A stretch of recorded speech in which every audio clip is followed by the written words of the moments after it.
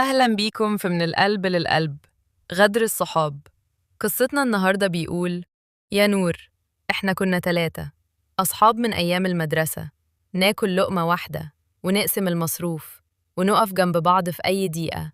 أنا كنت أكتر واحد فيهم، واقف جنبهم، أذاكر معاهم، أخلص لهم مصالحهم، وأفرح بنجاحهم أكتر من فرحت بنفسه.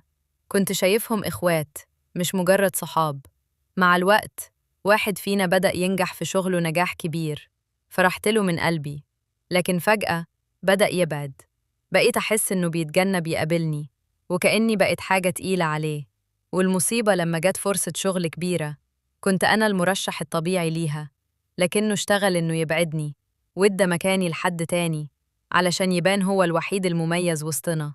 اللي وجعني يا نور مش الفرصة اللي راحت، اللي وجعني إن الغدر جه من حد كنت بشوفه أماني. اسمعني كويس، الغدر من الصحاب مش زي أي غدر. ده بيكسر القلب قبل الثقة، لأنه بيجي من حد إحنا عمرنا ما توقعنا منه. بس خد بالك، الوجع ده لو خلاك تقفل بابك في وش كل الناس، يبقى أنت اللي خسرت. خليه درس، علشان تعرف مين اللي يفرح لك من قلبه ومين اللي نجاحك بيحرقه.